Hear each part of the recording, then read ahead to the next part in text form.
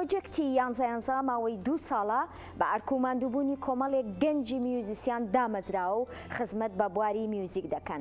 ئامانچ لە دامەزراندنی ئەم گروپە ئاواز و میوزیکی کوردی تێکەڵ کێش بکەن و نەوەی ئێستا ئاشنای میوزیک و گۆرانی فۆلکلۆر بن.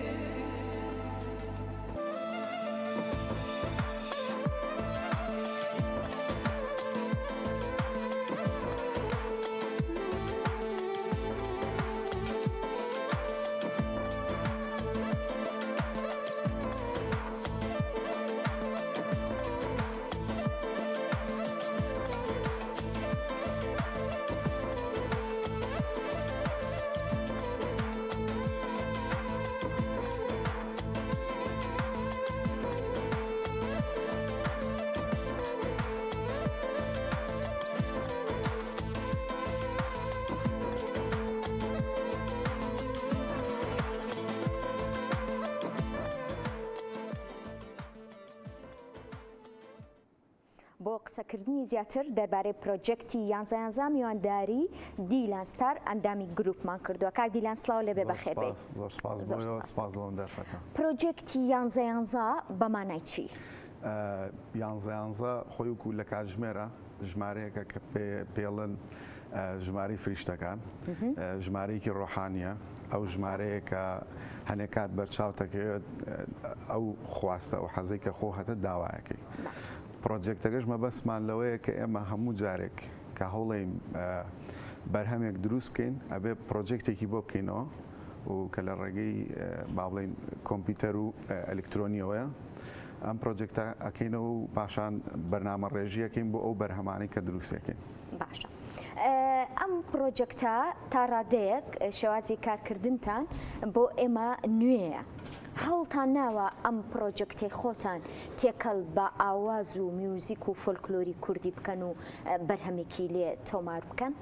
ڕاستە ئەم شێوازی ئەم کارکردنە پێڵێن ئەلکترۆنیک میوزیک، موزیکی ئەلکترۆنیکە ئەو باگراوندەوە ئەو ڕیتم و بیتەی کە لە بەرهەمەکانە ئەبێت ئەلکترۆنیە بە بەرنامەی کۆمپیوتەریەکرێ و پاشان ئەم شێوازی کارکردنە کەمێک دەتوانین بڵێن گەنجانەیە و ئێستا لە دنیا زۆر بڵاوە و چەندەها گروپی جیاواز لە وڵاتان ئیش لەسەر ئەم شێوازی بەرهەمانەکەن.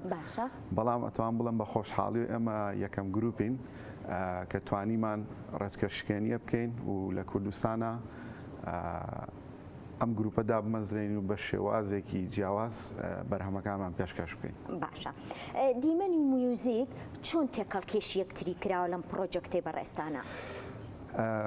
خۆی شێوازی کارکردنی ئەم ستایلە ئەوەیە کە کاتەکەی کەمێک درێژە و بە شێوازێکی ڕۆحانی تێکەڵکێشە بێ لەگەڵ ئەو موزیکە ئەلکترۆنیە و ئامێرە موزیکیەکان و لەبەرەوەی کاتەکەی ماوەکەی دوور و درێژە و ئێمە هەوڵمان ناوەکو زۆر گروپی کەشکە لەو شێوازە کارەکەن لەگەڵ دیمەنی شوێنێکە لۆکیشنێکە تێکەڵکێشی بکەینەوە و هەوڵمانە یەکەمین بەرهەممان کە ئەم بەرهەمەیەکە ڕاستە و خۆیە لە دوکانی گەشتیاری بیکەین چونکە چەندەها شوێنی جوانمان هەیە لە کوردستان ئەتوانین سوودی لێ ببینین و تێکەڵکێشی بکەین. ئەمە پرۆژەی یەکەمتانە. ئەی بەنیازن لە داهاتووە چی بکەن بۆ پرۆجێکتی یانزە؟ ئێمە خەونمانەوەیە و هەوڵیشمان بۆیاوە و پێویستمان بە با بڵێن سپۆنسەرە بێت بە پشتگیریە بێت تاکو بتوانین کە کوردستان بەڕاستی زۆر ناوچەی جوانی تایە زۆر شوێنی سەرنجڕاکێشی تایە و ئێمە توانین بەم ستایلە بەم شێوازەکە ئیشەکەین هەر ماوەماوەی و لە لۆکیشنێکی جیاواز لە کوردستانە ئیش بکەین. کێن ئەوانەی هەڵێ بژێرن بۆ ئەوەی تێکەڵکێشی کارەکانتانی بکەن لە میوزیک و لە فۆلکلۆر و لە ئەندامەکانیشتان؟ ئێمە ئێستا ئەندامەکان 5 کەسین بەڵام بیرۆکەی ئەومان هەیە کە موزیسیان و دەنگبێژی جوانی تر لەگەڵ گروپەکە تێکەڵکێش بکەین و شێوازی ستایلەکە ئەوەی کە ئێمە ئیشی لەسەرەکەین ئەوەیە کە ڕۆژئاواییە باگراوندەکە بەڵام تێکەڵکێشی موزیک و گۆرانی فۆلکلۆری کوردیمان کردووە چونکە ئێمە هەمومان نەزانین کە گەنجی ئێستا زۆربەی زۆری ینی لەوانەیە زۆر کەمێک دوور بێت لە گۆرانی و فۆلکلۆر و موزیکی کوردی بە بۆنەی ئەم شێوازە نوێەوە توانین هەردوو ستایلەکە تێکەڵکێش بکەین و زۆربەی گوێگرەکانیشمان با بڵێن هەموو جیلەکان لە خۆی بگرێت. زۆر باسی گەنجە کردو کە کارەکانتان بۆ گەنجە و زیاتر گەنجانەیە و گەنج چۆن بەرە و ڕووی کارەکانتانە ئایا گەنج لێتان تێگات؟